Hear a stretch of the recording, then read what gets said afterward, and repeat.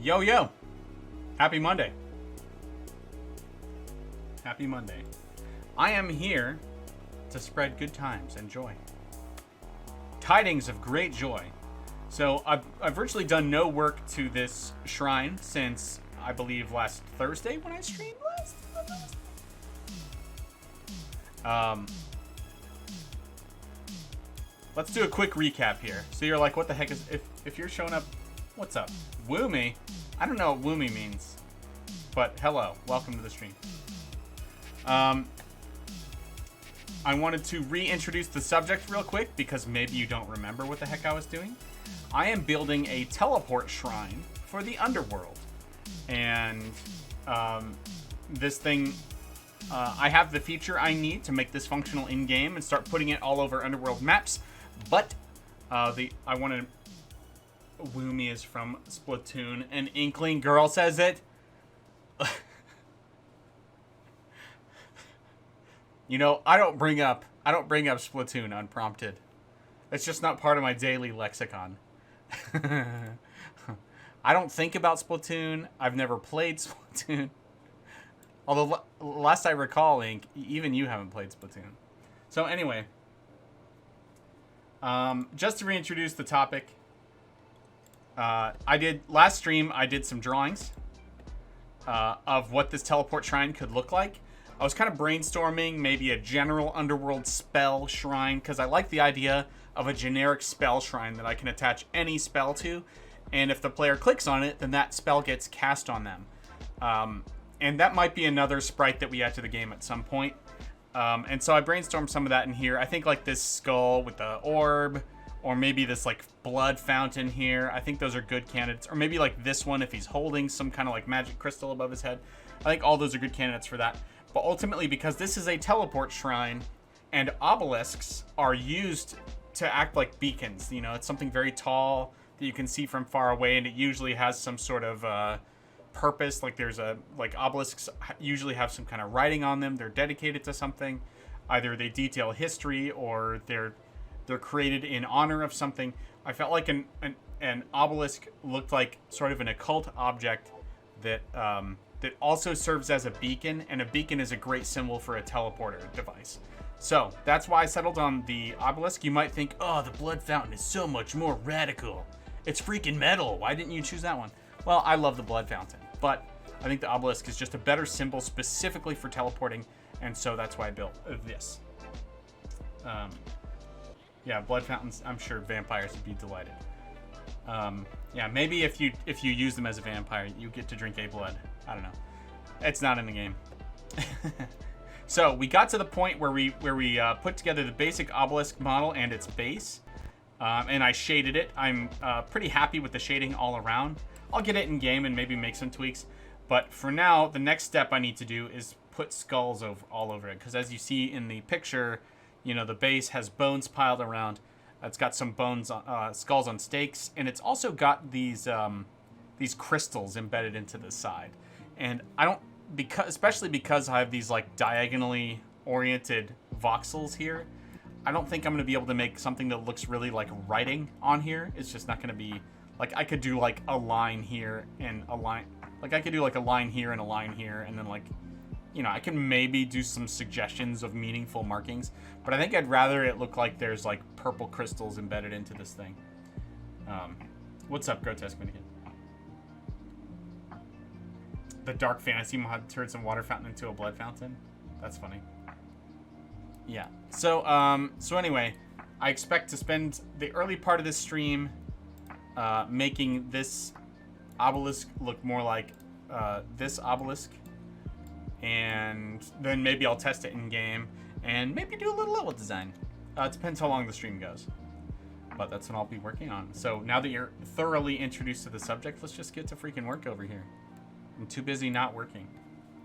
I'm so stinking busy not doing any work. So I've been sampling my colors from this because that's the wall color in the underworld. This is literally just a tile from a texture from the game that I'm stealing colors from. And I'm going to put stuff on different layers so that if I don't like it, I can get back to my original look.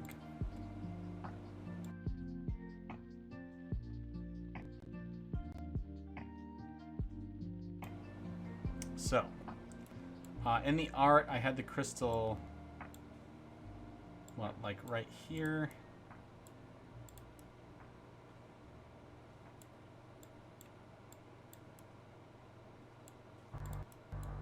Let's do something like this. And then I had another one up here.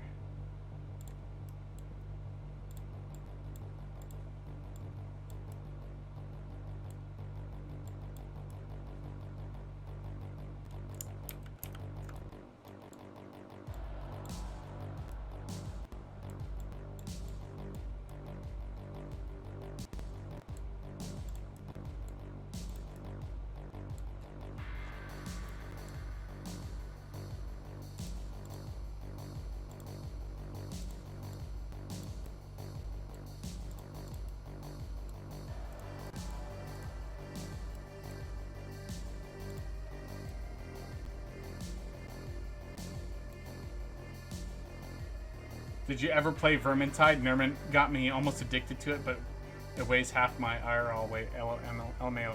You talking about the disk space size? I'm a huge fan of Vermintide. It is probably one of the more modern games that I've been playing regularly for a long time. I have just shy of 500 hours in Vermintide, and I don't usually spend that much time in games. I tend to like beat a game and then never play it again. And sometimes I 100% a game and then never play it again. But with few exceptions, I will play the heck out of a game, and Vermintide is one of them. And I freaking love it. I think it's a great game. You know, it's funny, like, on the surface, people might be tempted to make comparisons of the game to, like, Barony. But I really think it's virtually nothing alike. You know, there's... it's definitely just sort of a run forward and kill bad guys kind of game, but that's why I love it. That's why I play it. It's because I like something that's just like hack and slash action where you're just like scraping by the skin of your teeth. I freaking love it. I think it's really good. Cool. I think you did. I did see you play it every now and then, or share it, and I'm thinking 100% it and then remove it. Oh yeah. So I've gotten all the achievements. So I guess you could say I've technically 100%ed it, depending on how you measure that kind of thing. But it has Okri's challenges, which are like in-game achievements that are not tracked in your Steam profile, and it would be very difficult to get all of those, especially because of the Cataclysm difficulty requirements. Okay, I think I'm actually pretty happy with the general look of this. They look embedded on there because it changes the shape. Let's shade them and see how that goes. Yeah, Sheridan hasn't played much, but him and I just started playing that game together this weekend. And I think he would enjoy playing more. And so it's likely that him and I will get some more time with Vermintide together, which would be great. It's honestly something that might be fun for us to stream. But I don't know. I don't want to spoil our fun if he's just looking to unwind and I'm like, let's stream it. You know what I mean? Not everybody wants their life broadcasted all the time. I don't really feel that way about myself. I don't really want my life broadcasted all the time either. But I don't mind my gaming time being exposed. I don't know. We'll see.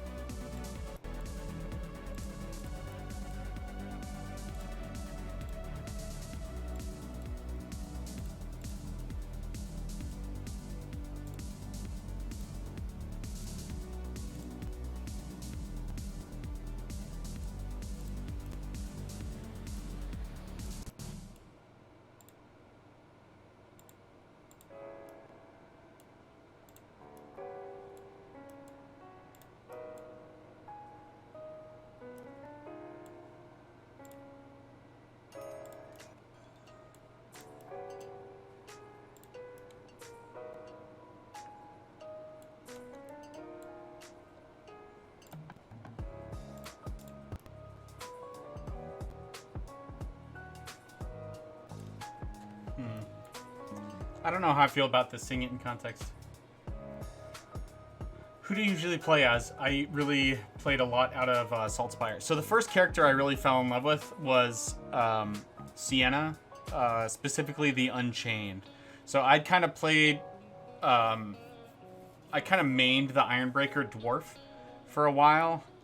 But then when I got the Unchained, I stuck with her for a very long time until I got like all of my veteran difficulty levels done, and so that's the first character I really fell in love with in Vermintide. And I don't know how I feel about that dark purple. I feel like it's like competing with the contrast of the obelisk itself, so I think I'm gonna ease up a little bit, make it a little brighter. I just feel like it steals contrast away from the rest.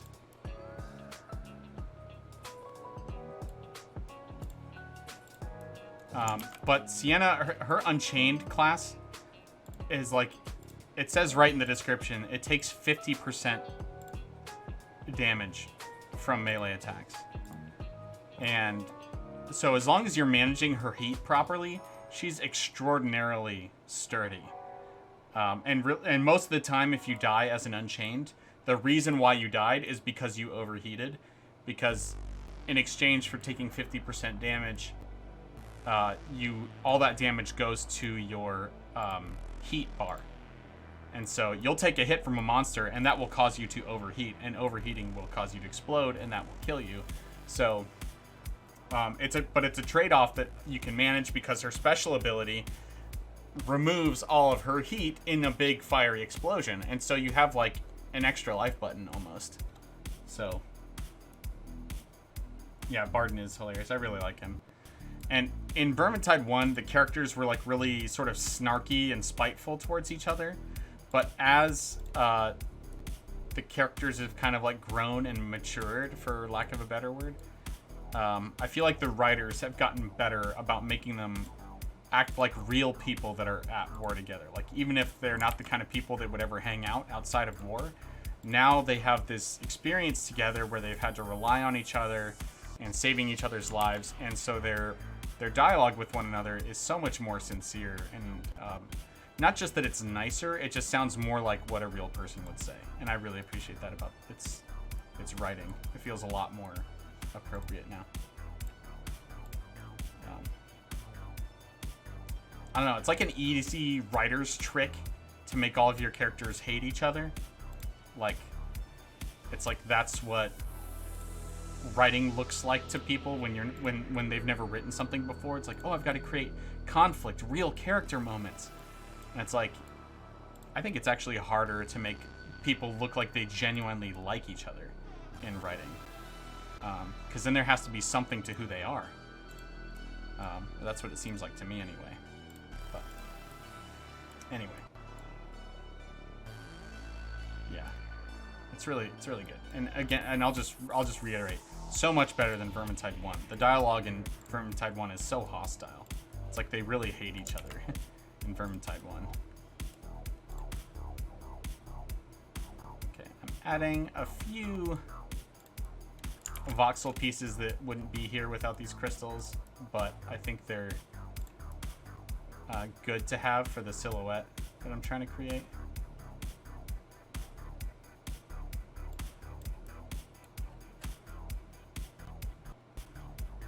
Yeah, something like that.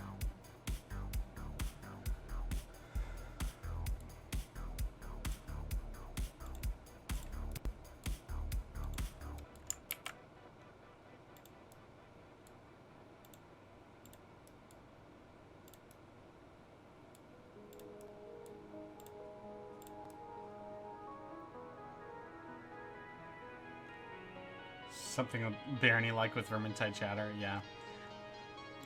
I think one of the things that makes, I think it'd be hard to make something like that in Barony. It would be cool if we could crack that nut. If we were gonna do that, it would probably be in a sequel or something. Like, I don't think there's any reason to try to like put a massive new system like that into Barony. But in like a sequel game, I could see us trying to square that circle.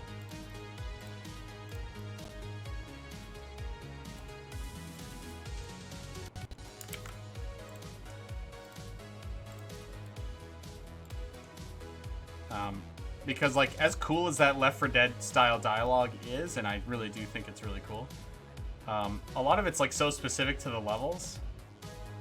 And Barony is, like, you know, it's got procedurally generated levels, so it's really difficult to predict what's going to be an interesting time to say something. The other thing is, too, is, like, the situations that they comment on tend to be the kind of, are like, it's a very small set of situations that they actually think about. In Vermintide.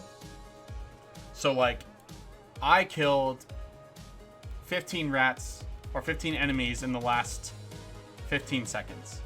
It's like, okay, have a character comment on that. It's like, maybe you could do something like that for Barony. But it's just like, the party isn't always all together like they are in Vermintide. Like, they're just such different games from one another that it'd be hard to make it feel like the dialogue is always readily relevant. But I'm sure there's a way to make it so it would be cool. Like, more dynamic dialogue would be cool. At the same time, though, you're creating a custom character, right? So it's like who they are and their personality. Like, that's something that is kind of personal to you and the kind of character you're made. So I don't even know if it would be, if you could make that work. Where it would always feel proper. Like, oh, my character would never say that. Like, you kind of don't want to be in that position, right? Where you're feeling like that as a player. I don't know. There's always a way. I tend to believe that. There's probably some way to thread that needle. I just, it's not a problem I've gone out of my way to solve. Yet. Okay, I think I'm pretty happy with that sort of, like, chunks of embedded purple crystal.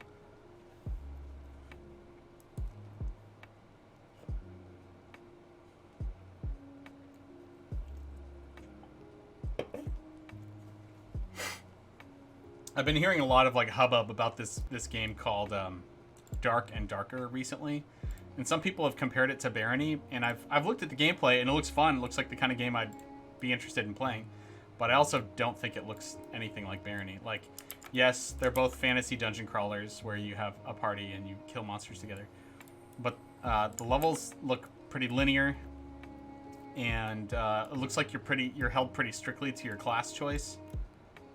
And it describes itself as like a fantasy looter shooter. So it looks to me more like a slow version of Gunfire Reborn with melee, with more melee and a complicated inventory. And that's, you know, that's nothing against it. Like, Gunfire Reborn is a very cool game. But, you know, a complex roguelike is not the same thing as a looter shooter. So I'm not really worried about Dark and Darker eating our lunch. I'm excited to see them succeed so that we get more 4-player co-op games, because that's what I really want.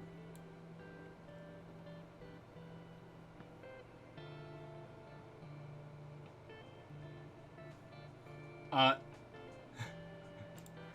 you making, like, goblin lines or something? Or a goat man? I think it's probably a goat man, based on the context. Okay, we have that. Let's get some more bones. Some more bones. Complementing a goblin, I see. Okay, so we got our crystals layer. We have our skeleton layer. Let's go ahead and put a few more skeletons around here, shall we?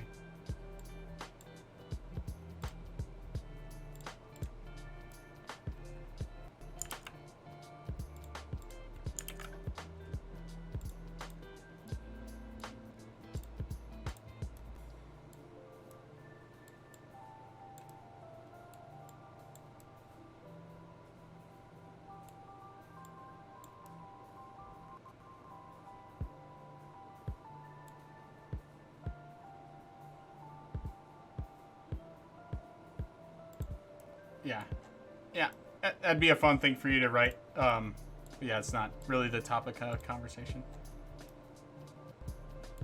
so it makes sense to do that. You know, somewhere else, for lack of a more flowery way to put it. Yeah, I just glanced over and see what we have. 9 viewers now. Welcome to the stream. You see, I'm working on a teleportation shrine for the underworld that I'm going to be adding to the underworld levels, so that the player can get around if they don't levitate. Now, again, levitation will be very beneficial to them, but I don't want it to be required, and so we're going to have this as an alternate way to get through.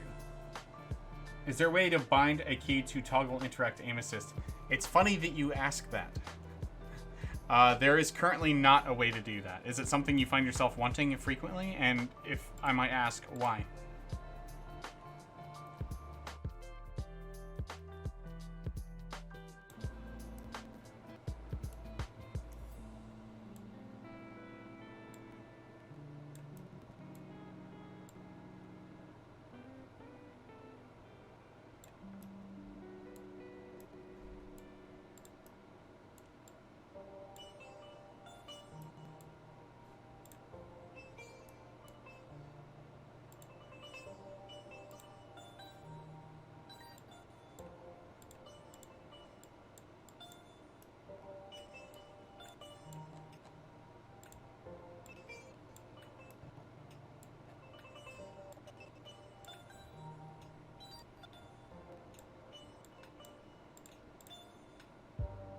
Been having fun with new trading skill, carrying only the most expensive, useful, and necessary items. Yeah, I'm glad to hear that, Hank.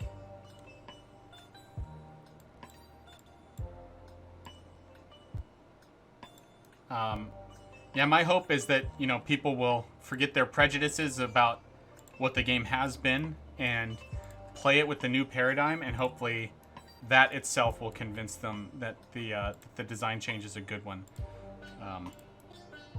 Because, yeah, I personally think it's a lot better. It feels a lot more dynamic. I don't exactly need it frequently, but I often throw a lot of items out of your inventory at the same time, so I sometimes do something that I didn't mean to, and then I have to pick up a lot of stuff to get the thing I wanted back. So, Mannequin, there is a button for toggling between the items on the floor. Pardon me if you already know this, but I'll continue the description for everyone's benefit. So I believe it's default bound to D-pad right or the R key. I think it's the R key by default. So if you're looking at a pile of items on the floor, you just tap the R key and it'll cycle through all of the items that are there until you get to the one you want to find. So I don't know if that is, you know, I guess it's up to the individual to decide if that feels more or less efficient than like pixel hunting for the item that you want to pick back up. But that is our current solution for that problem, is using the tooltip cycle next binding. Yeah, okay, good. I'm glad I was able to let you know of that. It is in the new Hall of Trials tutorials, but I don't imagine that, you know, everyone has redone those because, you know, you're already good at the game, so you're probably not going back and doing the tutorials for no reason. I did update a lot of the tutorial stuff with quite a few new changes, actually, that most people probably won't notice, but hopefully new players, it'll be important changes for them. But some of like the new quality of death specific features are I've tried to tutorialize basically all of them in the Hall of Trials changes. So I didn't add like new sections to the tutorial, but I did like alter some signs, update or deprecate some signs, you know, depending. Some content that was on signs, I mean.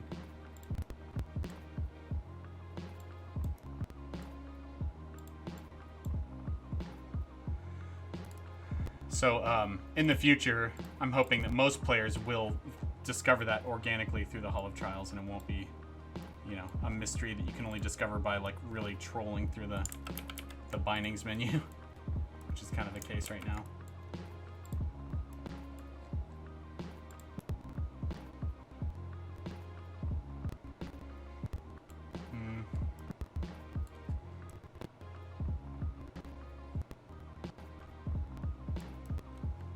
I think I'm actually going to move this front skull to the back. Perhaps if a player plays of monsters appearing in one of the boss areas, they can tell about the bosses. Like, you ask a kobold NPC about the twins, and he responds with something. I see. That's a fun idea. I think, yeah, I mean, like, when it comes to player spoken text, I know this is a different subject. But if, like, on the subject of, you know, the kinds of text that you, or dialogue that you could add to players to comment on, you know, big important areas or set piece moments like that seems like a good place to start if we were going to do something dynamic.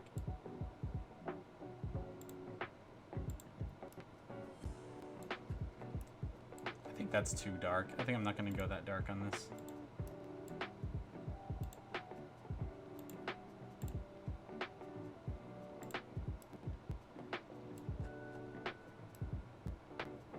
We'll leave that. We'll see how it looks in game. And I'm going to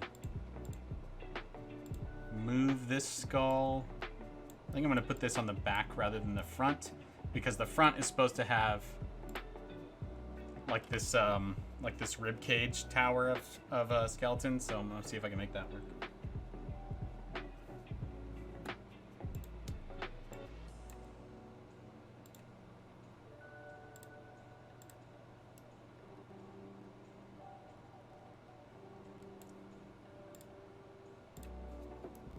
Yeah, that'll give me a good start.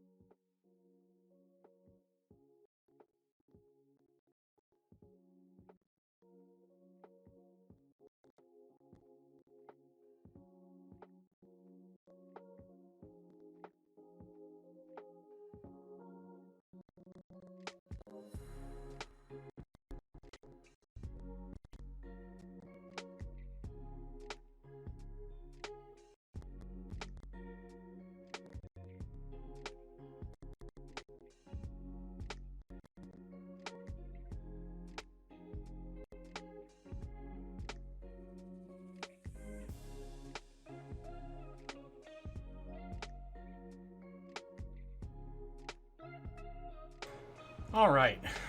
You know, I'm not at like a stopping point, but I'm just sort of taking a step back to evaluate how this skull looks. So in my drawing, obviously the skull to obelisk ratio is a bit different. And that's just because when I was doing my concept, I wasn't, you know, I didn't have like an indicator for how big stuff was, but I didn't want the obelisk to be taller than a player. I wanted them to be able to see the top quite well.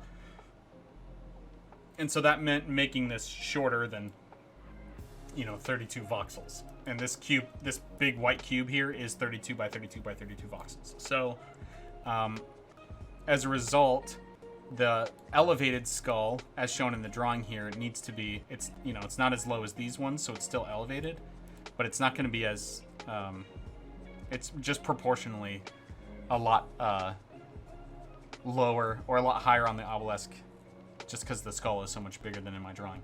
So I'm going to then have to make like a pile of bones out front here. It's going to be kind of tricky, but I think it'll be fun.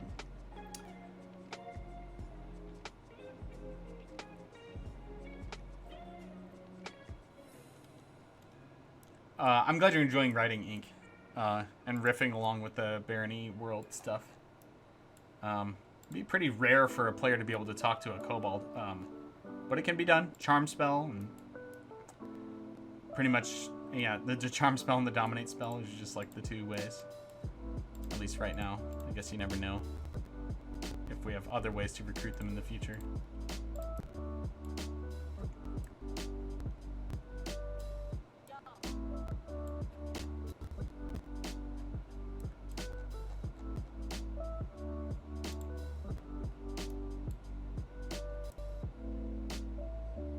I don't think I'm satisfied with the level of color I had on the brighter spots of the skull here. I'm going to add another layer of color.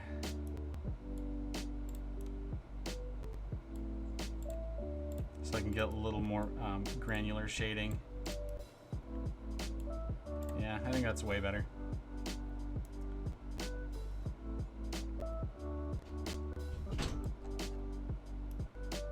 Yes, indeed, kobolds could insult humans. That would be fun.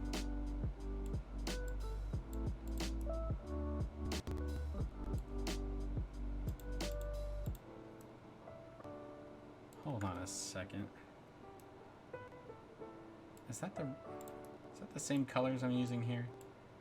Here and here. Yeah, those are the same colors.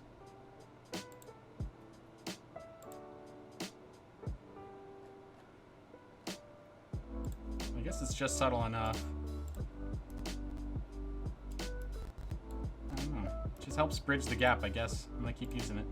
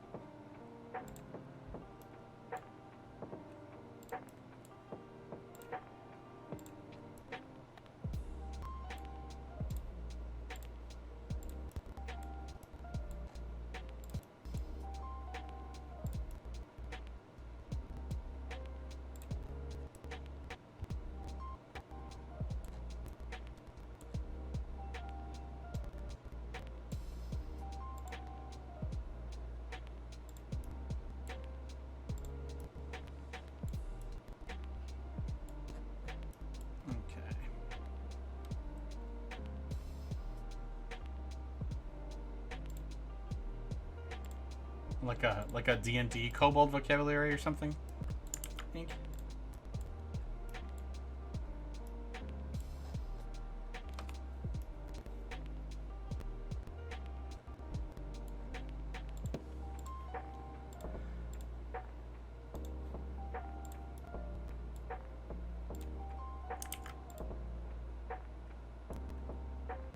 Well, Tolkien didn't have kobolds, did he?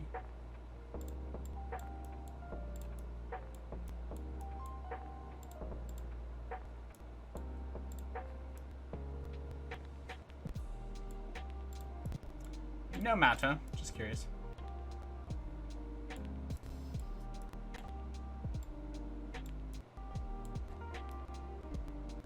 Okay, I added 2 colors. I'm kind of curious. Based off Black Speech. Oh, I see. I see. So somebody took Tolkien's Black Speech and then made it the language that kobolds speak, which makes sense for evil races, you know. I'm curious about palettes.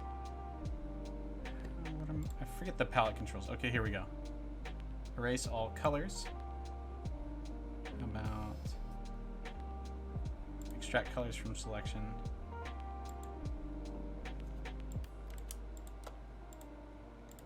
There we go. Okay, extract colors from selection. Okay, good. So we don't have that many colors here. You can see down here, I'm looking at what our palette looks like. There's maybe one more shade, maybe 2 or 3 more bone shades than I need, but that's okay. We're not overstepping any limits, and I don't think I'm gonna need any more colors than this. I'll refer to this palette now when this is something I should do more often anyway, but I'm gonna refer to the palette as I'm painting. All right, let's go ahead and save where we're at. We're gonna make a few more bones. Let's put these like other bone structures on a different layer to start with.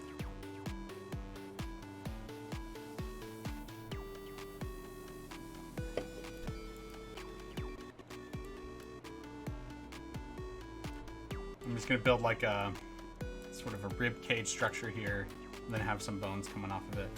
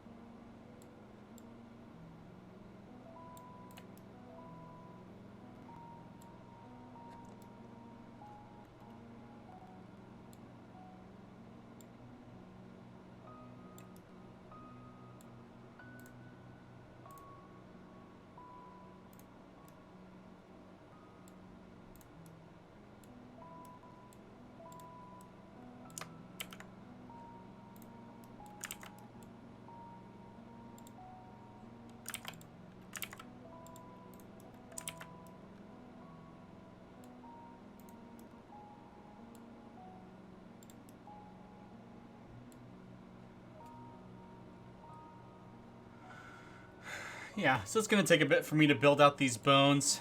You know, in voxel art, it's kind of difficult to make stuff look like it's at different angles, and I'm just going to be doing my best to sort of make that illusion. So if I end up really focused and not saying much, that's why. But I think it's already, you can kind of see it's coming together.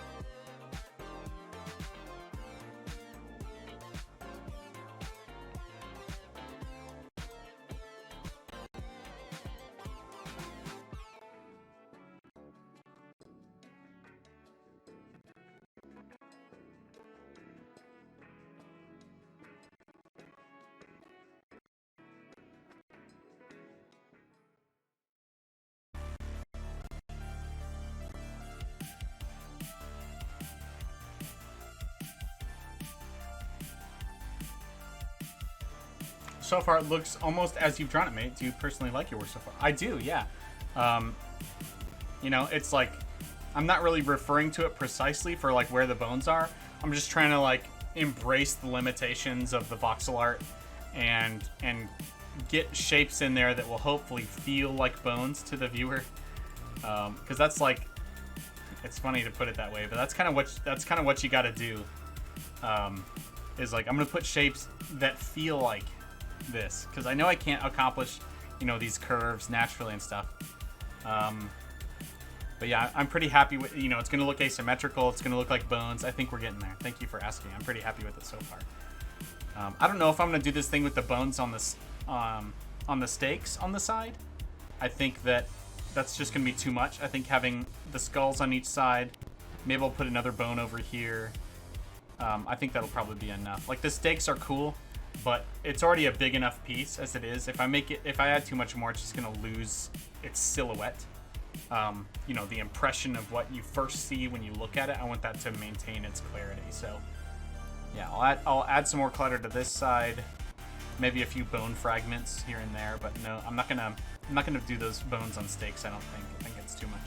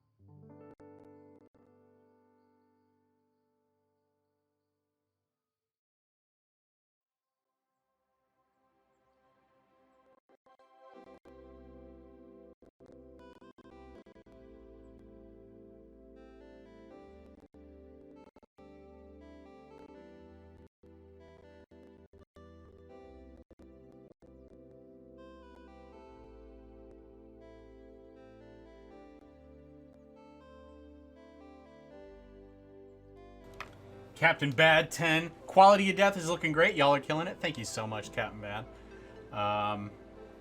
Yeah, we're trying so hard. This has been a cool weekend for us. Like, it's been so long. We've been desperate for you all to get a chance to play our hard work. And it's been almost painful. Like, the only way I've been able to show everyone what we've been doing is, like, you know, the occasional trailers or Kickstarter updates I put out, or when I'm playing on stream. But, like, I just want you to be able to play it. That's why I make games for a living, for goodness sake, is so you can play it. So it's been very rewarding to finally get to see people playing it. And, like, to keep the good news going, like, it seems like it's in very stable condition. Like, there's been a few bugs for sure, which is to be expected with a beta. But, like, the bugs that people are finding are not that serious. Like, people are able to play the game as, you know, as though it's normal. Which was why we held off on releasing it for so long. Because, you know, we wanted people to play, to be able to play it and just enjoy it. And not have it feel like, you know, like a crappier version of the game they already have. You know, we want it to feel like a legit upgrade in every single way. And so that's why, you know, we took so long to get it out to y'all. But now that it's out and seeing y'all play it and have people really just enjoy it better, you know, there's a few nitpicks and gripes here and there. But I think most people would be with us in saying, like, I don't think we're going to be going back to the old build anymore. So that's great. It's really good. I would really like to release this as the main version of the game, but we're really just not going to do that until it makes sense. Take the time to do it right. My brother and I are going to put so many more hours in it. Well, thank you. Thank you, Captain Bad. I'm excited. That's really cool.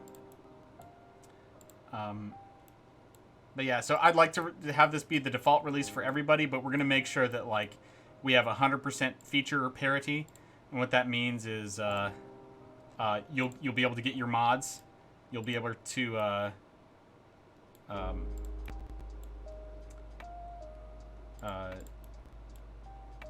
are some other things that don't work? It's like mods are the big one that I'm thinking of, that is like an obvious thing that's missing from the game that you lose if you go to the Quality of Death beta. And that kind of sucks. You know, we love our modders and we don't want you know, people to feel like they're getting a downgrade.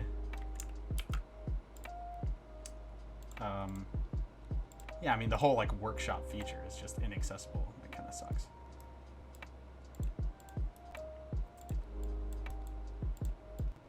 I noticed some people are, like, prone to complain, like, you know, release this free update and, like, their first reaction is like, oh, I can't believe it doesn't include this one thing that I wanted. It's like, dude, it's a free update. I don't know what to tell you. There's 3 of us working full-time, working as hard as we can. If we're not working fast enough for you, I don't know what to say. Like, sorry. Like, you do it. You do it. You go ahead and make the update. Like, we're doing this stuff as fast as we can, and our standards are quite high. Like, I was playing another game that I won't mention.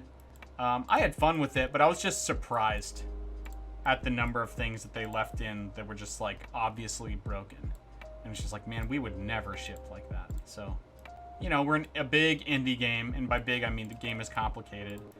And, you know, we've got our fair of, like, weird quirks and issues. But, like, there's some certain things that we just would not ship that other games do. And we're just like, wow, how do you do that? How do you bring yourself to ship like that? Can I ask here what kinds of things you loved most in your latest edit? Oh, I don't know. I'm not sure that I want to, because no one else in the chat has seen that yet, Ink. I'm not sure if I want to go into it too much. It would be a pretty exclusive conversation for just you and me. But to keep it broad, like general, what I would say is that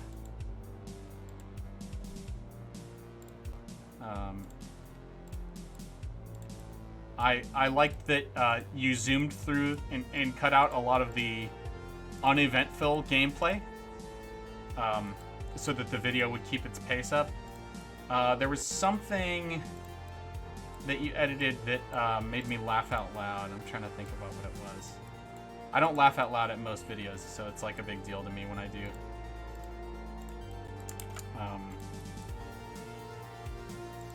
I can't remember what it was. It was something dumb that I said that you like, you know, you change the way I said it and put a filter on it, and so that it looked so that, like, you know, so I was some sort of a caricature, and it just amused me.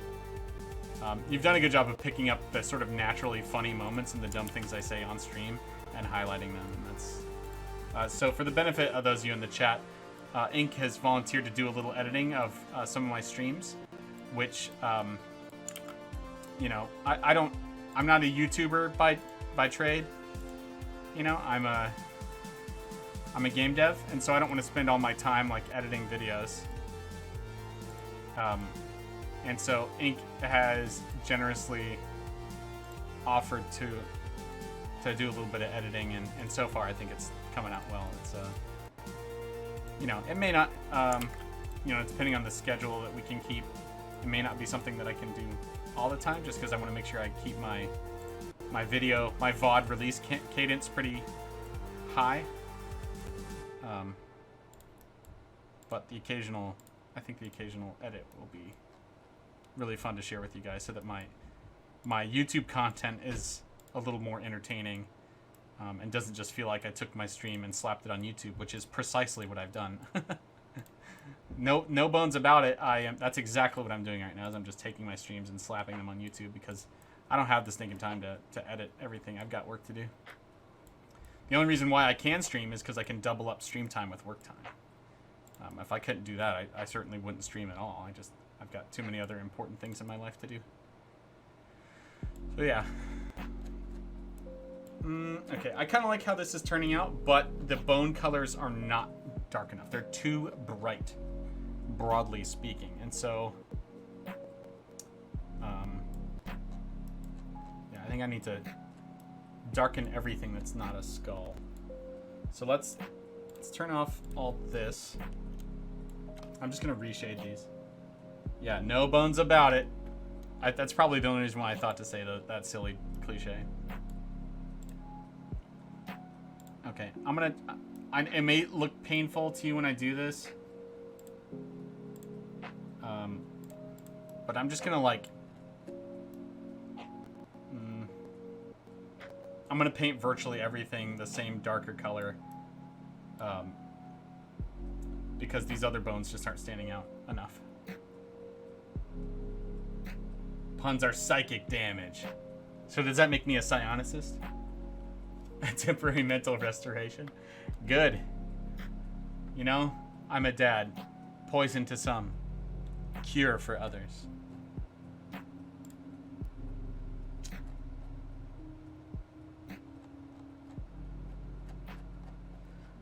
All right.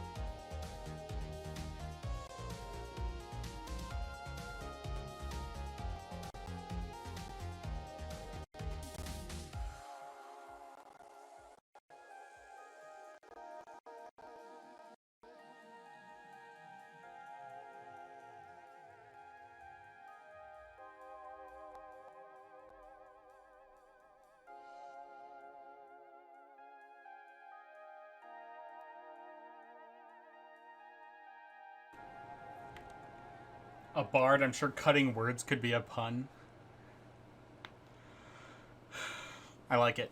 So I've talked some about our plans for DLC 3, and one of the things that I want to do is add offhand items that use charisma to scale their power. And so one of the places that naturally leads is like, oh, should we have a bard with like an instrument in their left hand, and then using the instrument can cause an effect. But like each instrument would probably have the one song that it can generate is how that would probably work. Just because that tends to be how items in roguelikes work, is that they have like, you know, the unique thing that they do. You know, they don't do one item doesn't do everything. Maybe 2 uses. Yeah, but you know, I'm sharing this stuff prematurely with you guys. I don't want to, like, on stream, you're a different kind of user. You're coming apart from the game to come and, like, you know, engage. So I tell you things that I wouldn't announce like as public confirmation of what we're doing, because I trust that you can like interpret for the context that I'm saying that, you know, none of this is final. It's just some of the ideas we've been throwing around. You know, but what's important to know really about that is that we might really like an idea and be all in on it, and then we try it and we find out it's not fun in the game, and then we don't ship it. So if we announce it too early and y'all get excited for it and you start making plans about the characters you're gonna build, and we're like, sorry, we cut that feature, then it's like, why? I was really looking forward to that. And it's like, if we just don't say anything, then we don't have to explain to you all why we cut everything and the whole process we went through. But here on stream, I'm trusting that y'all can understand all the context as I reveal topics of discussion, and that you don't like take them as promises. So when I say something like, yeah, one of the features we've been talking about, what I literally mean by that is we have been talking about it. Not, this is a feature we are adding to the game for sure, and you should look forward to it, because that's not what I said. But yeah, I agree, it sounds dope. Sorry for that little tangent, I just wanted to make it clear. It's one of the things I'm kind of excited about, and I hope we get to do, but we'll see. We'll see. Always got a caveat, you know. Got to manage expectations. I don't get upset at players when they read into stuff that I've said, or if they even like interpret game mechanics improperly or anything like that. I don't get upset, because like we are at Turning Wheel 100% in control of like how, you know, the consumer receives the product. Like, sorry, we're not 100% in control. We are the only ones who have any control over how you receive the product. In terms of how you like interpret it. And so like, you know, if we communicate something and you take it differently than we intend, then we have some responsibility to that. And I don't resent that that's the reality. Like that's our privilege as a developer of a game, is that we have, you know, you listen to what we say, and other people don't have anyone listening to them at all. So like it's a privilege to be listened to and have people care what you're saying, and so you just got to be exhaustively clear about what you mean sometimes, so that it doesn't get taken out of context or whatever. So fun to spitball. Could be a different bus for leadership build. What tangent? I just heard a genius share his wisdom. Well, that's kind of you. Thank you.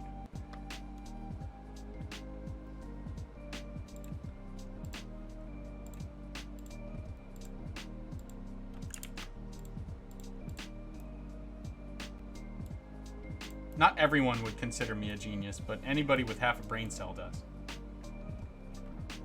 I'm just kidding. I'm just kidding.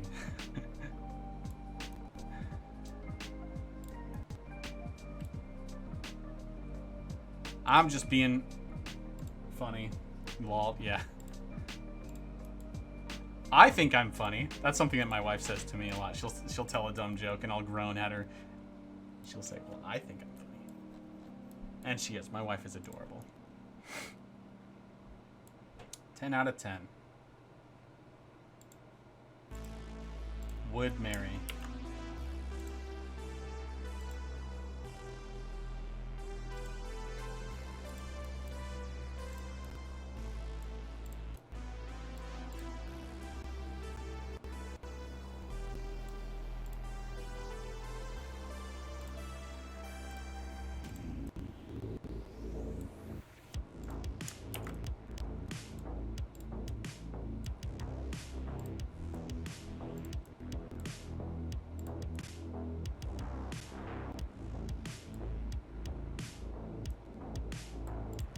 Good choice, Ink. Good choice.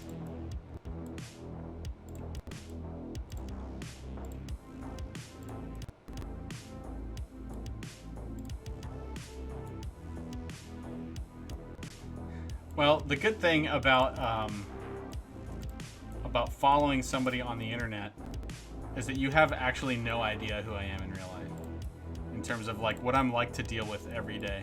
Maybe you know a little bit more than others because you watch all of my content, so you can see different aspects of my personality that a casual audience might miss. But you certainly have no idea who my wife really is. So she can be whatever fantasy you decide she is.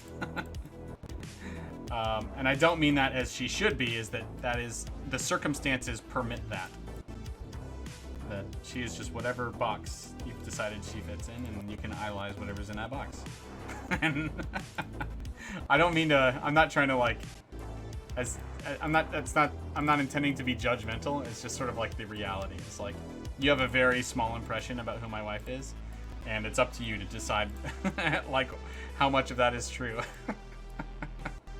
I hope what I'm saying makes sense. It's not, again, it's not supposed to come off as a judgment. It's just the reality. There's no way you can know her the way that I do. And that's fine. That's a good thing. Can you play the QOD beta on Epic? Grotesque. It's so funny. So many people have asked this question on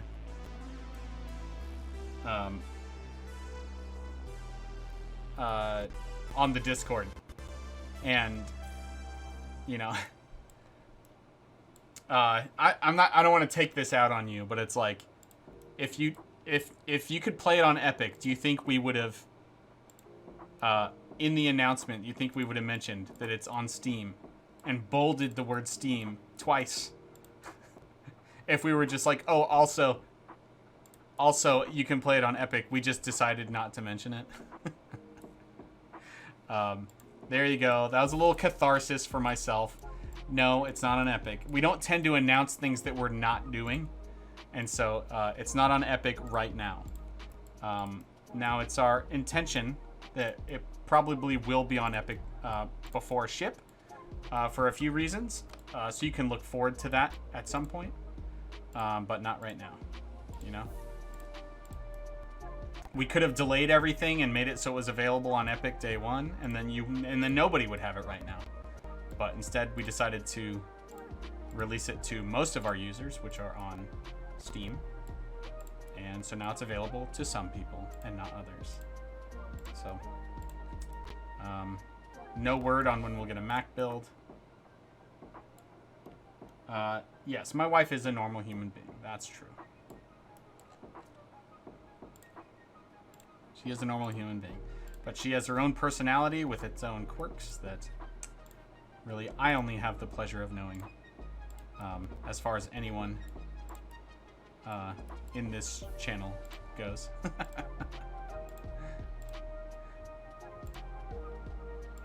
Once again, it's my privilege.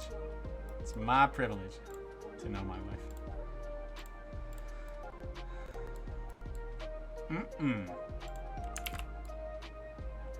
Okay.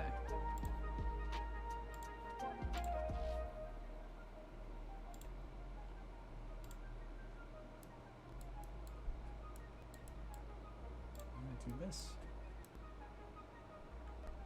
That looks to me more appropriately like a mess of bones now that they're all a little bit darker. Let me get everything on here. Yeah, that's actually way better. I'm so glad I repainted that. It just looks way better. Sadly, most of my friends only have it on Epic, but that means I get a head start on checking out the new beta. And then you did the angry eyes. Hee hee hee hee. Yeah, that's great, Grotesque. Yeah, and like, part of this is like, I'm a little bit indifferent to it because I know that virtually everyone who has it on Epic has it because they got it for free. So, you know, a sadistic part of me is like, oh, cry me a river. You didn't get the free update for the game you got for free. Like, you know, I don't mean to be spiteful about it, but it's like, it makes me not worry so much about it. You know, if they decide to buy it on Steam instead so they can get the beta because they already got it for free, it's like, that wouldn't look to me like an injustice. But at the same time, I'm very grateful for all of our players, including the ones on Epic. I think any amount of attention that people give to the game is good. And on Epic specifically, you know, we did get paid for putting it on Epic for free. So it's like, we got paid in a different way. So I don't resent anyone who got it for free. It's just, you know, when it comes to where most of our users are and where it gets to come out first, it's going to be Steam, because that's where most of our players are. All right, looking at this, honestly, I'm pretty happy with it. Just like comparing this to this.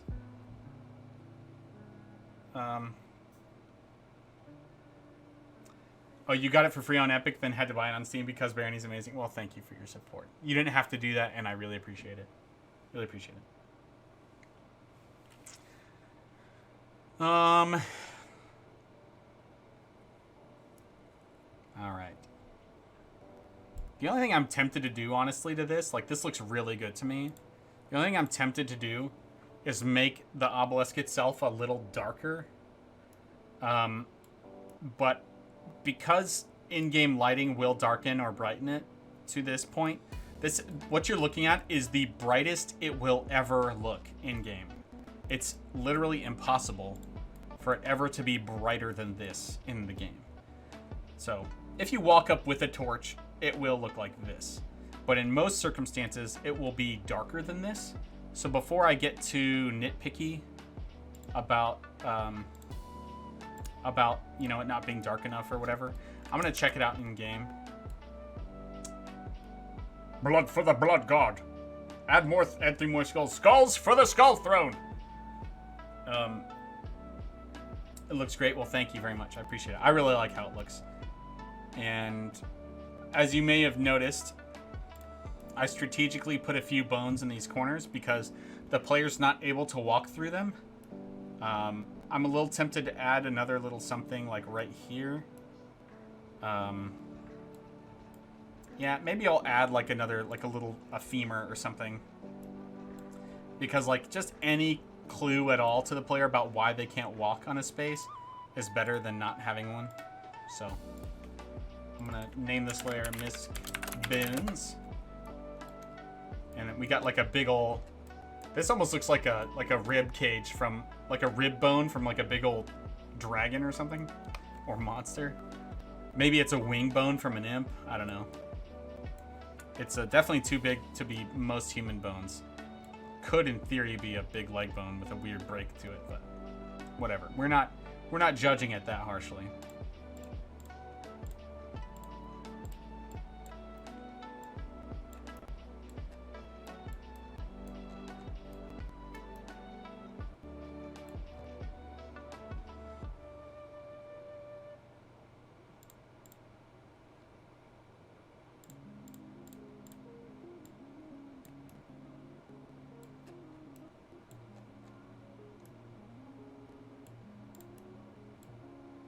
I mean, that's too chunky. It doesn't even really look like a bone anymore.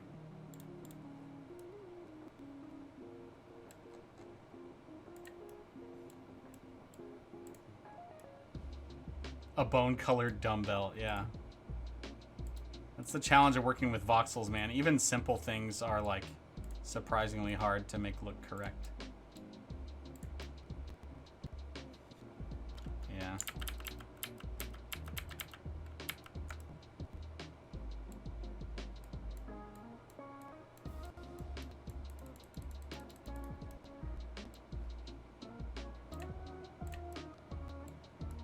I guess this is very minimal, but it might be as good as we're gonna get.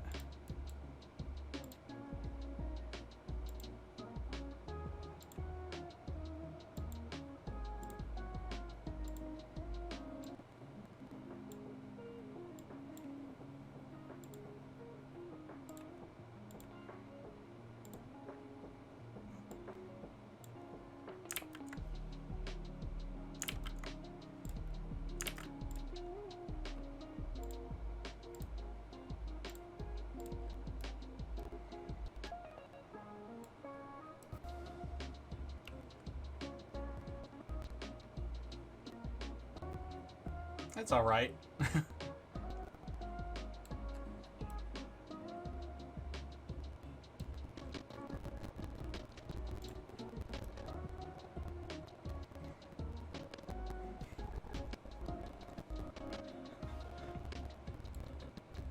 happens if I duplicate this? Object for the Citadel would like to see more stuff to reflect the twins. They need more love. Yeah, I don't know. Like, they have the pistons. And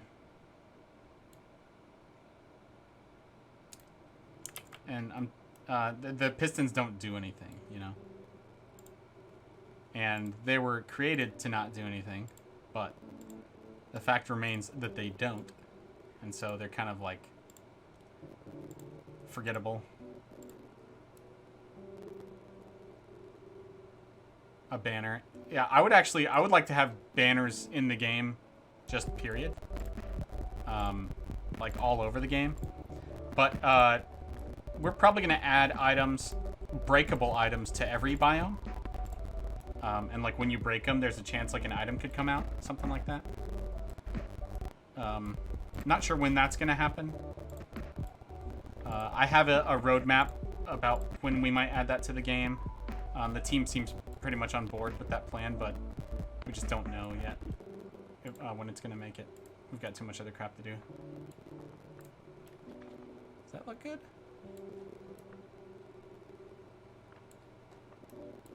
Looks all right.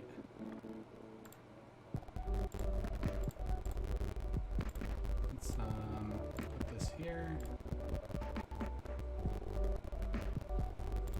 Let's put this maybe here. And then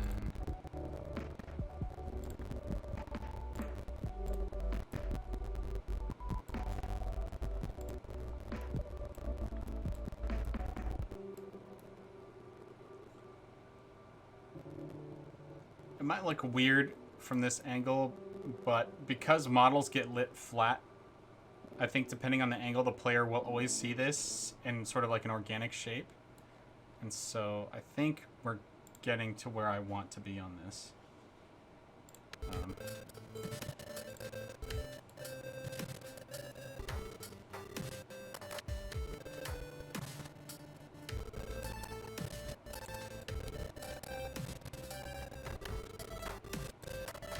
That was like the most empty corner, so just putting something in there so that the player would sort of visually recognize where the edge of the tile is. You're not going to be able to walk through this thing, and it's important that, you know, it signals that you can't.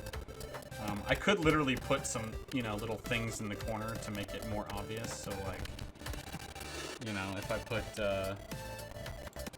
on the obelisk layer, like I could put something, little things like this. Let's finish one, and then we can duplicate it around, and we see if we like it.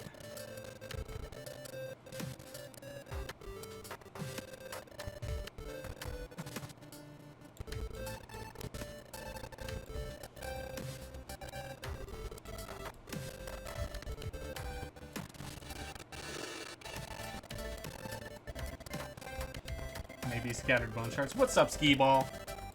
What up? Thanks for coming to the stream.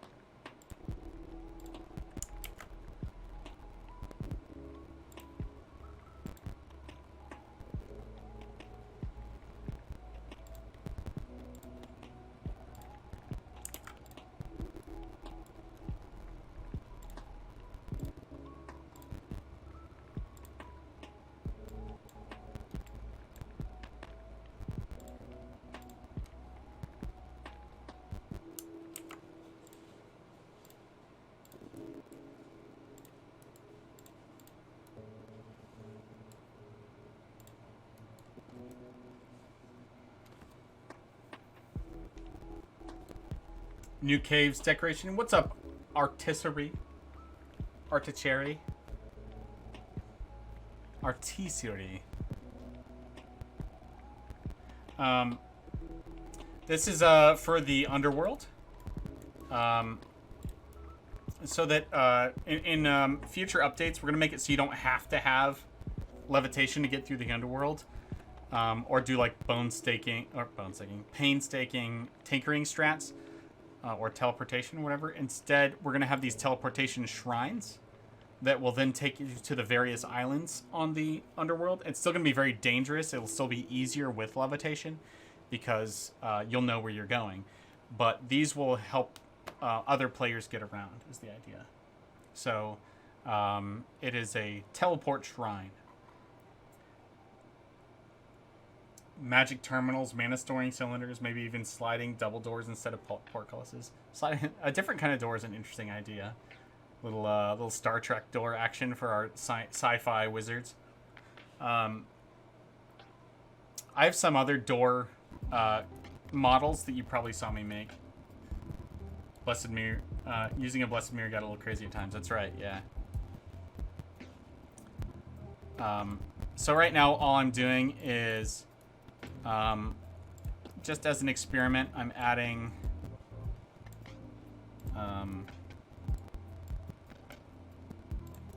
little corner pieces to the edge here to help really identify where the edge of this is. I think it'll make the game better. This needs to be, you know, so that where you can see where the collision is. 90 degrees. Is that the right direction? I believe it is. All right, perfect. Oh, the music is crackly on your end? I'm sorry about that. If anyone else has crackling, I know we've had this problem before, haven't we, Ink? Okay, Ink, if you tuned back in, good night. Good having you around. It's good stopping point for you. Sorry if the music was crackly. I hope it's better now.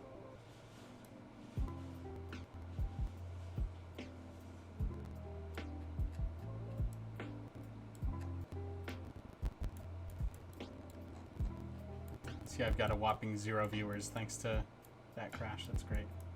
It's freaking great.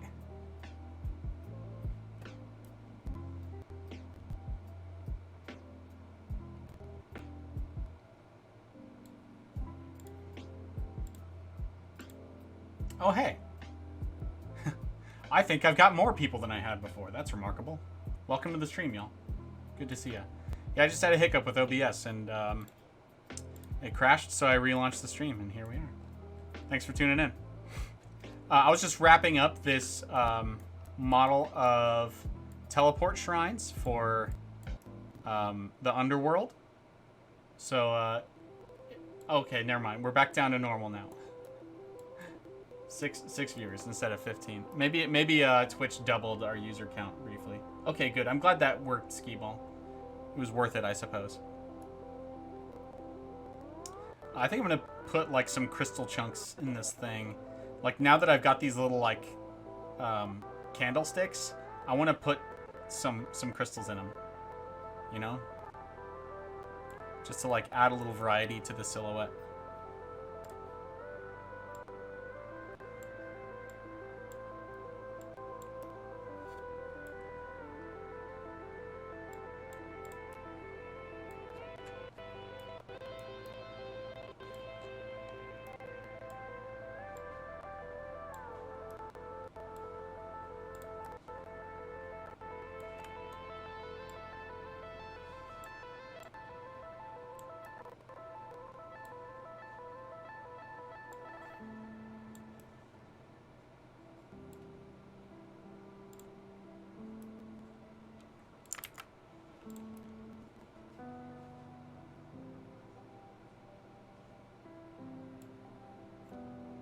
I didn't even mind the crackle. I just figured I'd confirm it wasn't just him.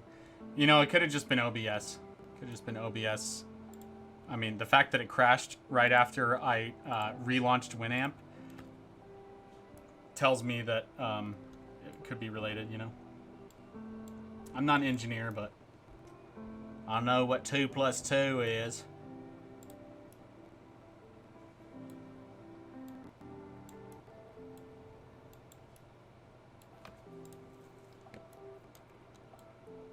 these are going to look kind of like candles, and that's okay with me.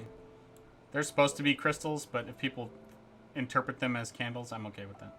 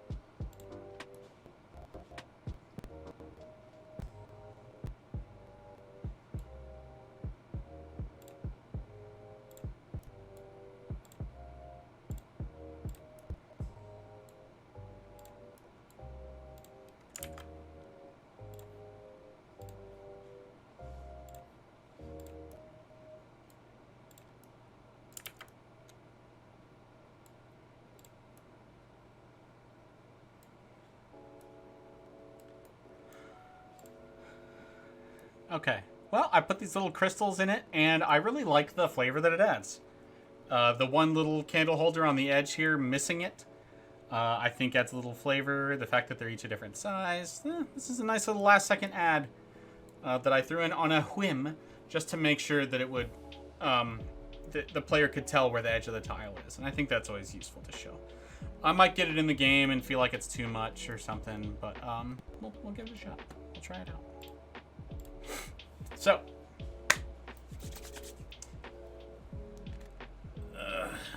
all right.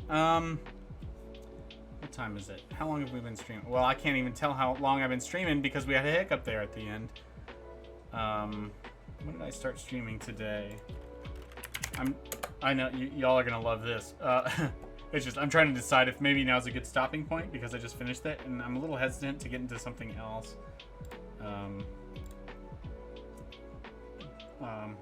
But if I haven't been streaming for that long, I might feel like it's a smart idea to stream a little longer.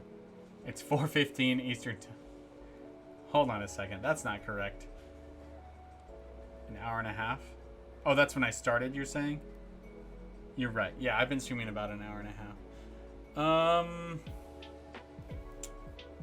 Going off Discord. Oh, well, thank you for that, Artistery. I appreciate it. I think I'll go ahead and export this as Tella_shrine. Did I just get a... I'm not sure. I got some error from somewhere, but I don't know where. I don't even know where. Let me open up my Barony working folders. I don't think I have a model for this yet, so Barony dev. Okay, I'm just gonna show this on screen so you can see what I'm doing.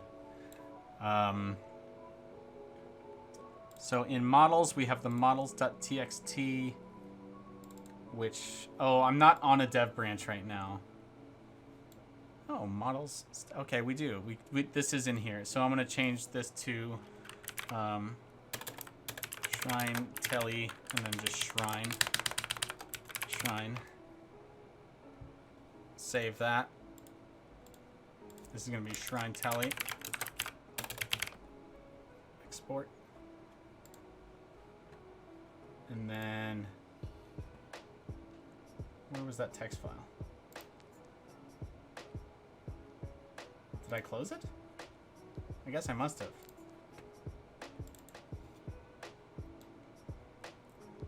Shrine Tella and Shrine. Yep, and those are stored in the right spot. I just wanted to double check that. And then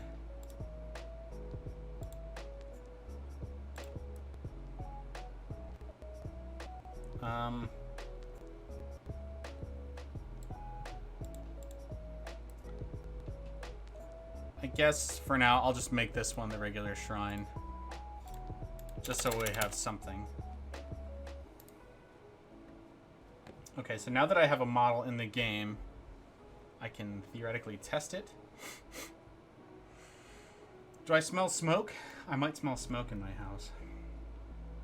Maybe somebody's cooking, or maybe somebody started our fireplace. We have a gas fireplace, which is so cool and so rad.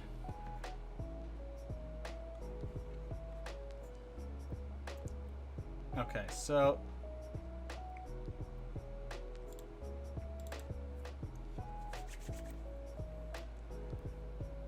we're gonna open this up, go to Underworld 00, and let's do a little bit of modifying to this room.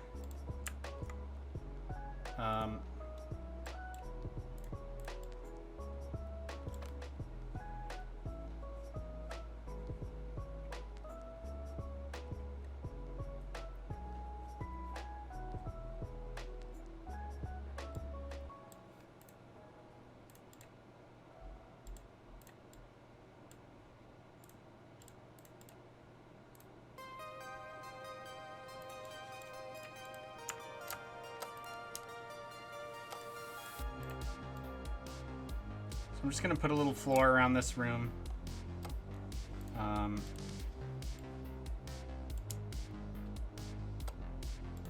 going to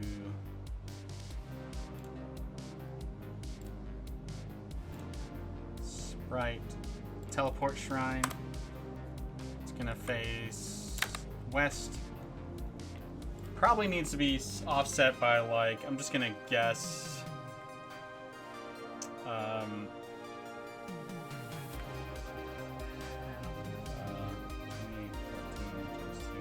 Just go with 28. Let's see how that lands. There's a teleport shrine, and then we're gonna move this teleporter inside the room. And put it right here.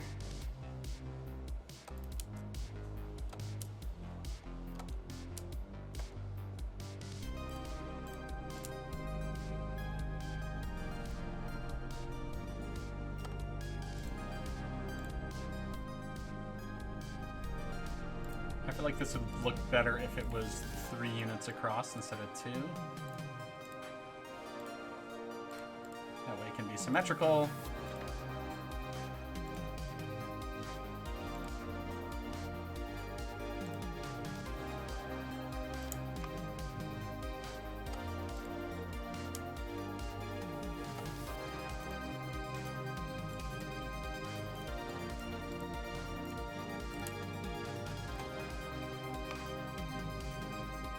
Okay, so we're moving the teleporter inside the room here. And then out here, let's go ahead and, like,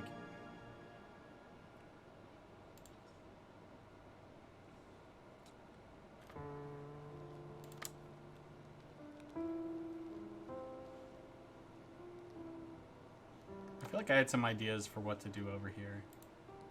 Like,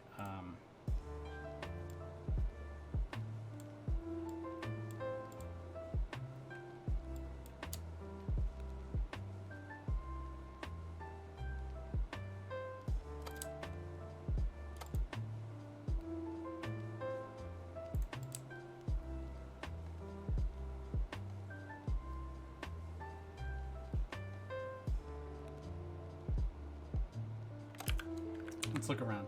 Let's take a look inside the room here. Okay, so you spawn. You've got this. Actually like the look of that better.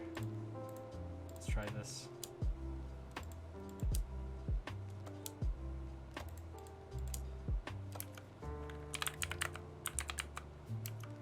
Nah.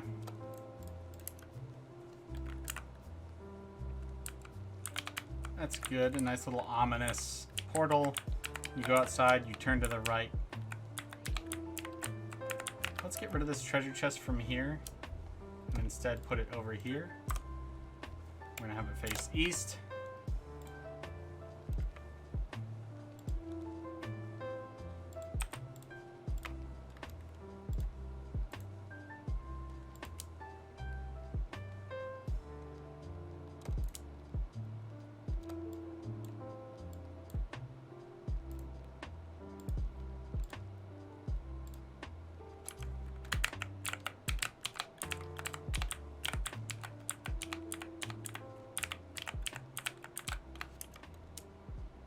Let's make that a bone pillar.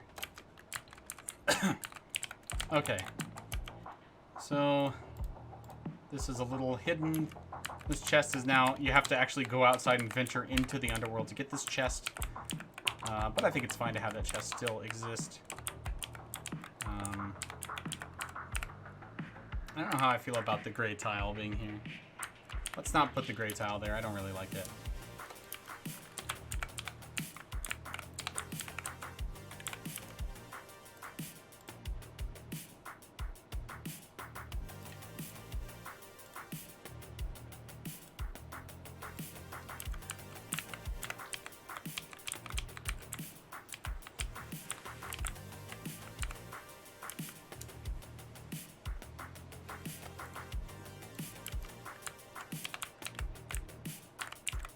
Okay.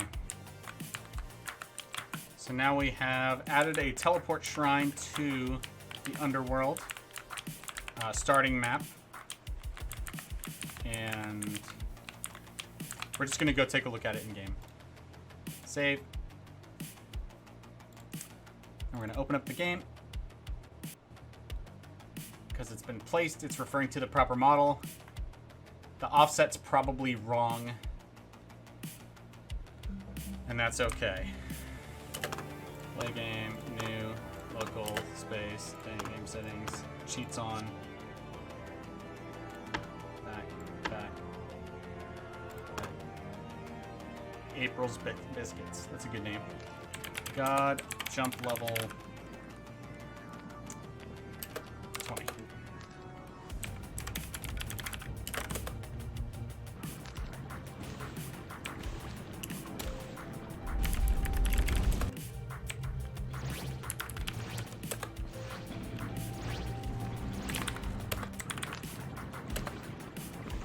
Okay. Friendly. No flip. We're gonna venture into the underworld. This is how we test things. I think there's a way to get to the secret, but I forgot it, so I'm doing it like this. Hacker! I'm a hacker! That's right. Okay, so this worked out as we wanted. This room looks as ominous as I hoped. I'm gonna go ahead and put like a sign on this wall. Huh. This isn't using underworld door frames. It should. Okay, this isn't using the right shrine either. Why is that? Let's try load models.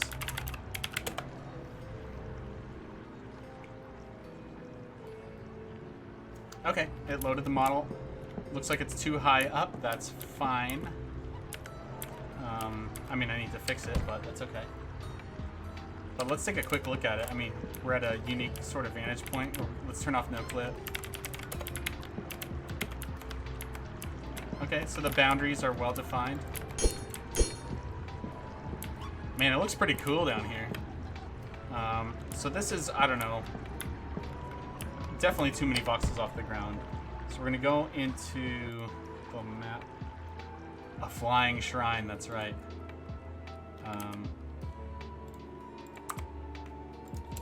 Let's just make this 14.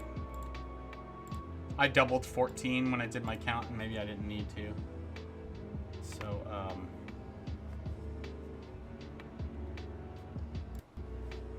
we'll go jump level -1. Okay, that's close. We just need like maybe four more down. Let's try that. Might be 12, but whatever.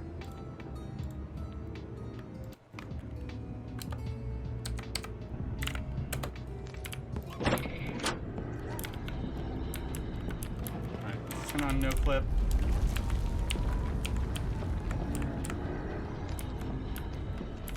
Let's make it 8. Let's make it 8.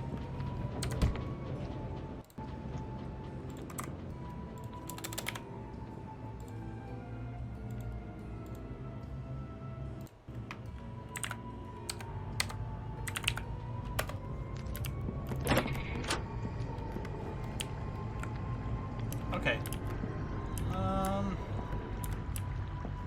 That's pretty good. It's sunk like a half a voxel into the ground.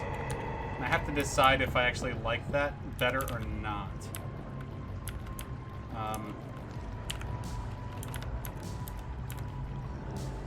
You know?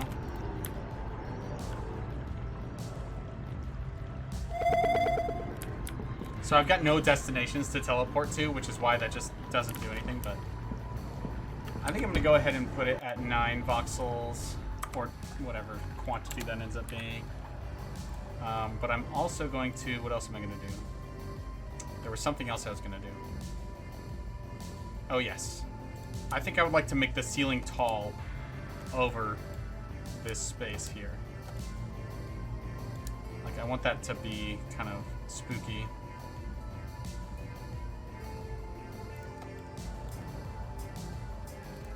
Not spooky, but like it's like it's given space. It has a place. That. So that it looks like it's important, you know?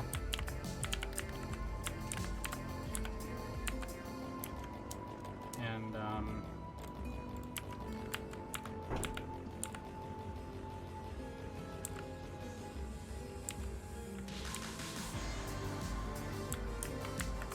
not super happy with that transition. It's a side effect of me wanting the ceiling to look special there, you know? I think that's better. I think that's better. Alright, save. We're gonna do one more jump level.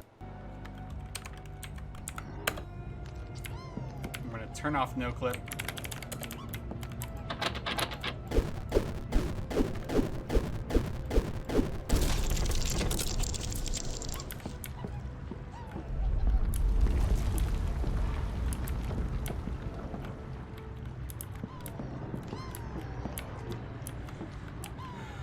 Honestly, it makes me want to just push this out a little further. Like make the level 1 square wider so that it has a little more space to be ominous. Maybe even get rid of the lighting right here. Let's try that. It's pretty cool to see this in the game though, right? Like, we went from a model to seeing it in game, and it's just like... Oh, dude, is it already emanating its own light, or is it... It is already emanating its own light. Awesome. Then I'm definitely... I'm not gonna change... I'm gonna get rid of this lighting for sure. That means that, like, if there's a bunch of these across the level, you'll actually be able to see them. So this is a feature that Wall of Justice must have added when he gave me this feature in the editor. Is that he must have given it, like, portal lighting or something. You see how this is lit? I don't know. I honestly might make this entire tile, like, unlit. Except for maybe in front of the treasure chest.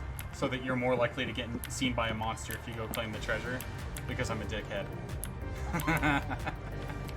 Okay, let's make those changes.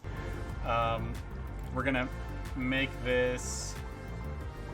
We're gonna get rid of the lights because I just think it makes it so much cooler.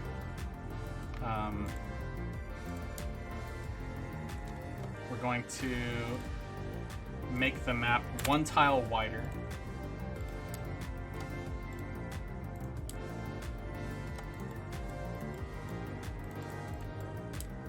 So that this gets to be centered. That was my objective there. And then now that only that is lit. And while we're here, real quick, let's I don't know, let's open like a minute. Open. I just need to reference the sign. It is 440.28. 991 440.28. 991 440.28.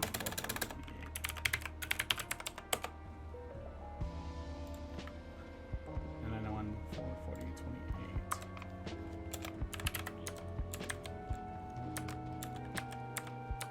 We're just gonna call this 30 because that was an older replacement. All right, so this is gonna say, I have in mind something I want this to say already. What was it?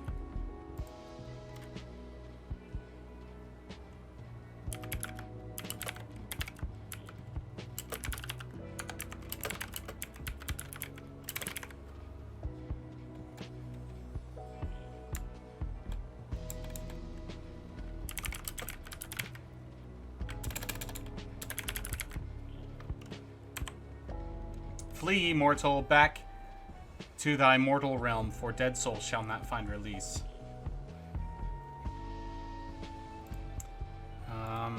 You know, maybe that's not what I'm going to put there, but that's what's there right now. I just want to give a hint to the player that's a little bit flavorful and thematic about where this portal leads. And we're going to make it, you know, flavorful and cool. So... Flee, mortal, back to thy mortal realm, for dead souls shall not find release.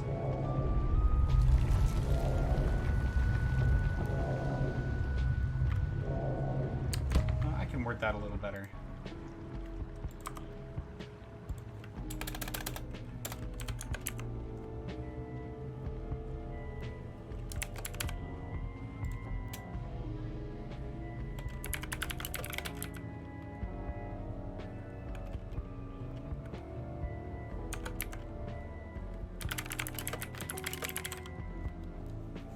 Immortal souls cannot escape here.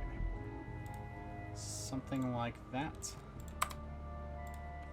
Something like that.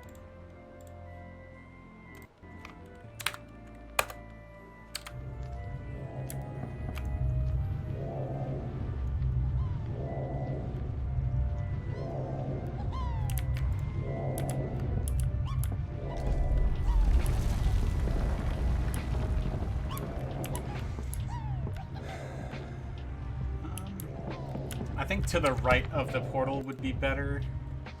This is what we call iterative development. We're gonna have it face north, which means it is going to be there instead. Save. Jump level -1. Yeah, that's better.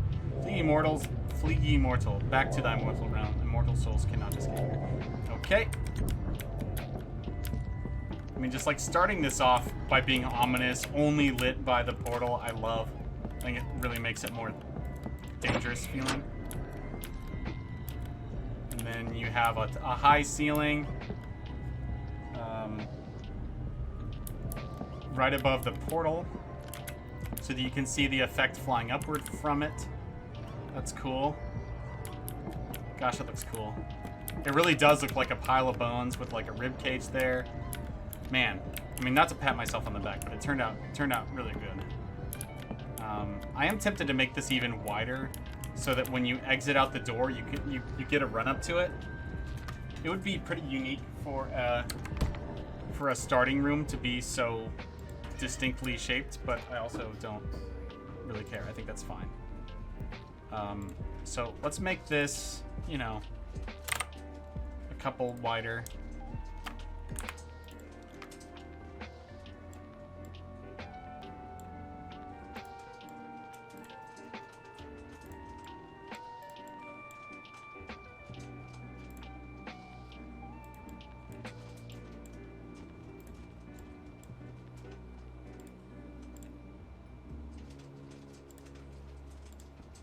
So that's the ceiling.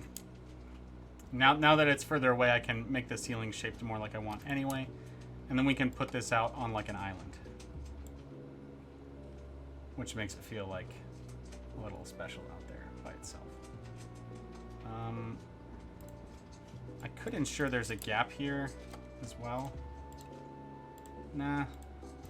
I feel like I'd rather it be on a longer island without making the room so much bigger, so let's do this.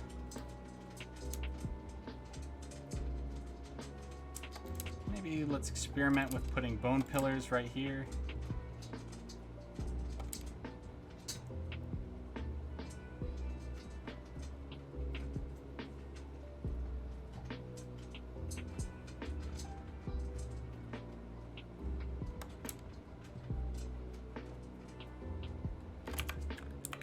Let's take a look at how it feels like right out the gate here. No, I want the open space. Not going to do that.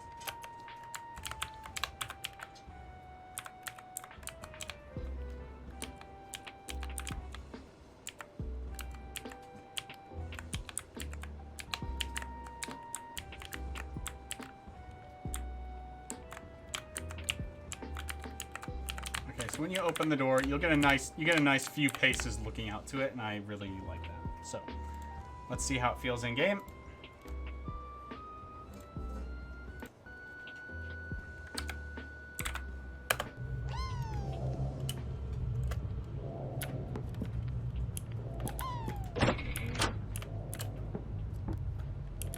Yeah, I mean, honestly, I think that's really cool.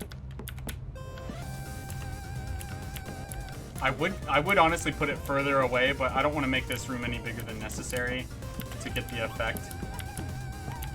And now when you open the door, you see the whole thing, and you see it's a few paces away, which is really the effect I was going for by putting it out on this island. You can walk all the way around it and inspect it and be like, what is this thing?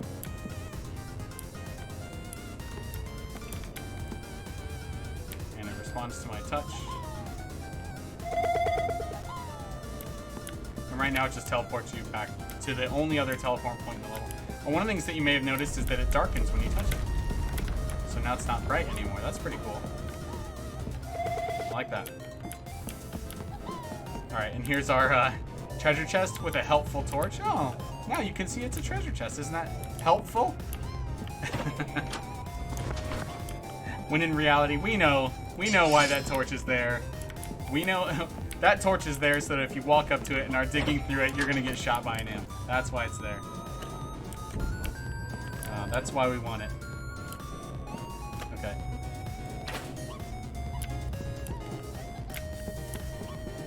Yeah, I'm glad I didn't darken it. Because at its current level of texturing, it actually looks like it's glowing from the inside out. With its default light that's on it. So I think it's perfect as it is. I'm really glad I refrained.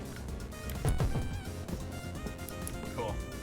Well, I'm glad we took some time to test it in game. This is really rewarding for me personally to get it to this state. I guess one more thing I could try is off the edge.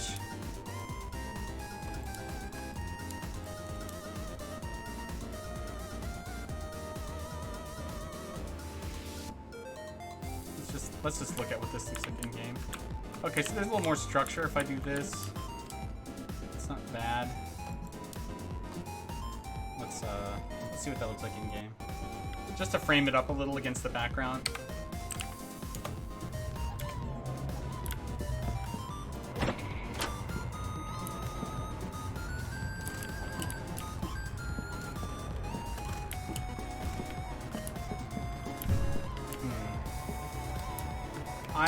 I think that looks good, but the mood of having this be out in the empty void is kind of like the mood of the underworld, and I really want to try to retain that. So having to walk out onto like an island to go and take the shrine, I think is probably the right call.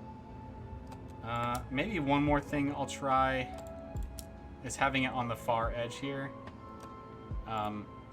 Seeing the sky in front of it, or not the sky, but the top layer in front, is actually more important to me than seeing the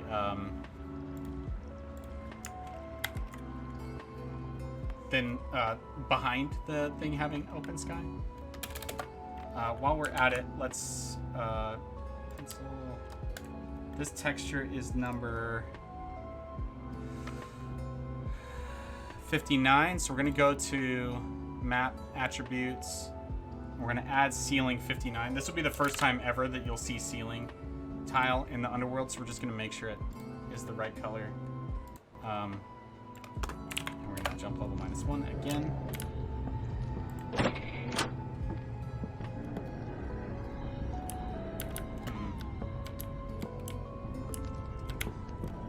I don't really like that I placed it underneath ceiling again, you know? Let's see if we can get away with some shenanigans. Just push this out. Push this in. Just like, I just want to get rid of as much ceiling as possible without having to make the room too much bigger.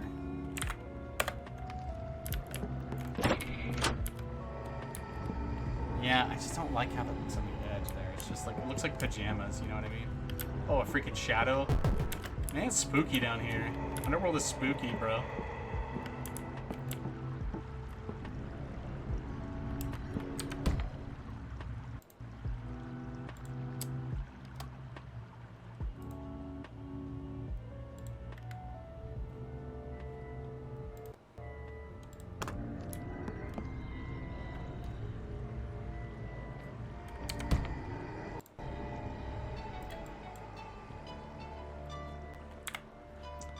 Alright, I'm gonna do it. I'm gonna make it even bigger. 14.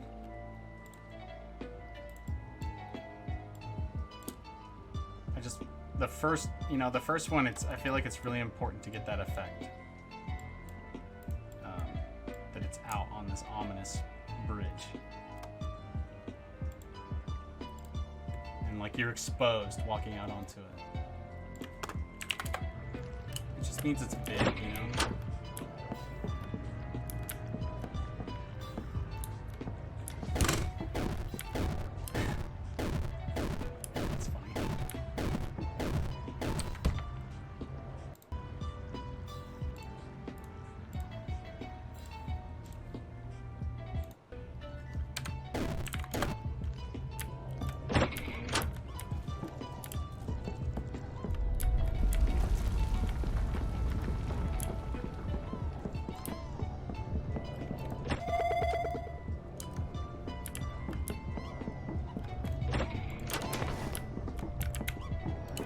So this time it spawned right up against a wall, which is fine.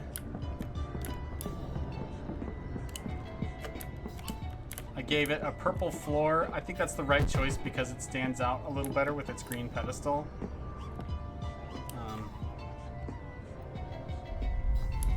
Yeah, all right. I think I'm happy with this shrine.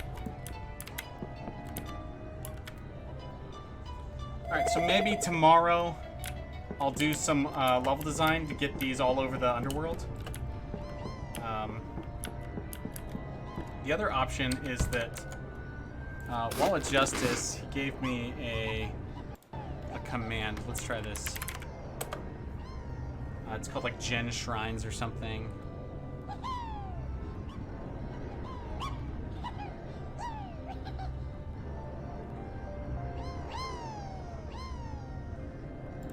Let's take a gander here.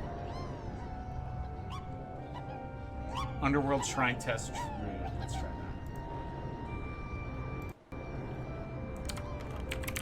that. Okay, so now when I jump level, there's gonna be there's shrines placed all over the map. Looks like they're not placed properly. Yeah, that makes sense because they're not. Because the mesh. I'm offsetting the mesh manually, so when the game is trying to place them dynamically, it's not going to be able to do that. So I'm actually going to adjust the mesh in voxel or magic voxel real quick. So in the map, you're getting to see a whole big chunk of the process that normally you wouldn't see here. So I'm offsetting it by 9, which means I need to make the voxel mesh in magic voxel. I need to give it like 9 voxels of space underneath in order to match that. I believe that's what that means. So let me open this up in magic voxel.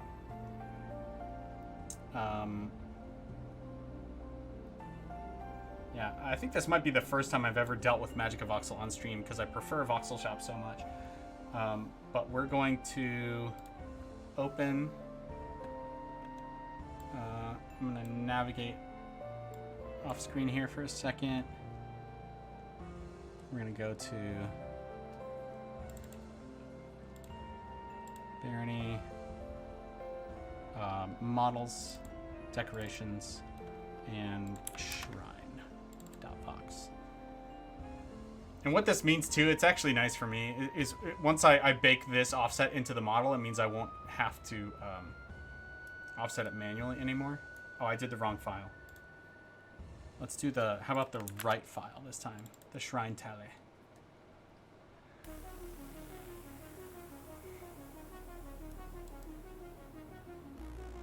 Yeah, one of the reasons why I like Voxel Shop much better is that you can see like the lighting in Magic of Voxel is way more dynamic.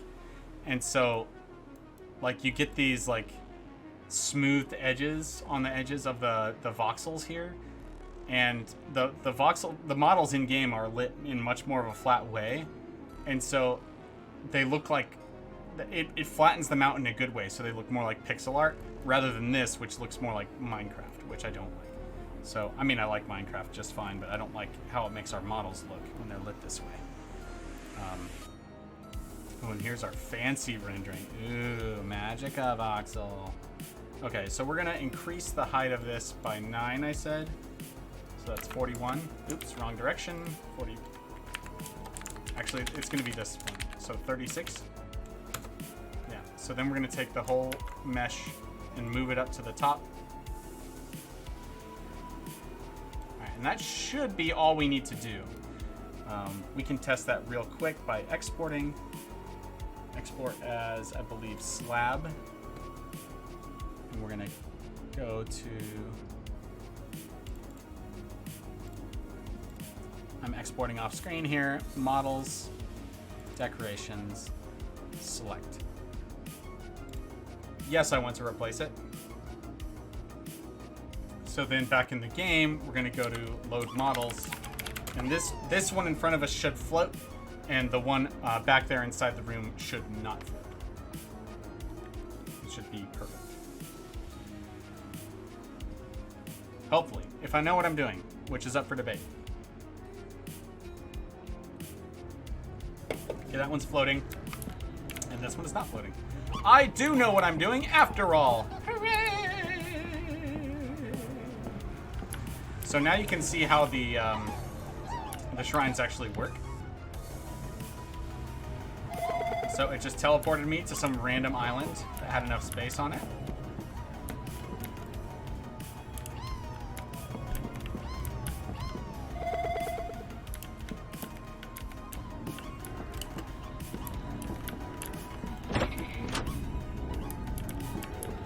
Pretty cool.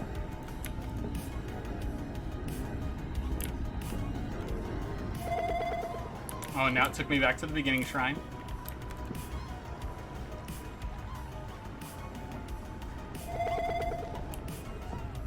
Okay, so it only spawned like 4 of them in this level.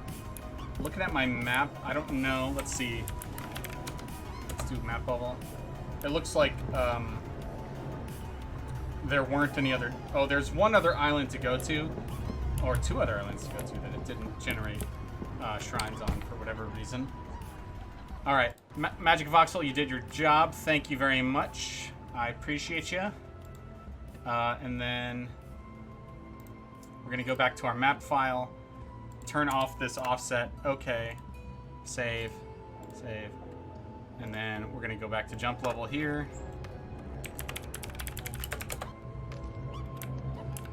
It generated a shrine right in front of the door. It's blocking me from getting out. Let me in! But it's okay. Alright. And it took us to the southwest island. Yeah, I mean, this shrine generation is cool. It works well. The only downside is that, like, I can't really add shrines manually to an island because it will, like, disrupt the flow of the game a little bit. Yeah, this one just got smushed between two graves.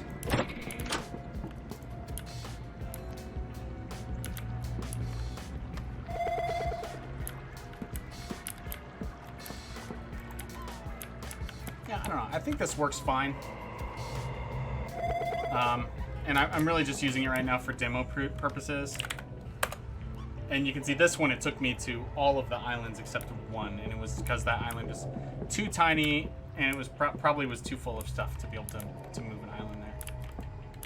That may also mean that it's impossible for an exit to spawn on that island, which would be another good justification for it not spawning there. Yeah, that looks like a pillar and not an actual island. So. All right, so now you've seen the shrines in full effect with kind of a hack that places them around. But I can go through and make all of the underworld levels have a hand-placed shrine on them, teleport shrine on them, and that way I can kind of respect, you know, my own rule about them having like open sky above them, so that they look a little more ominous,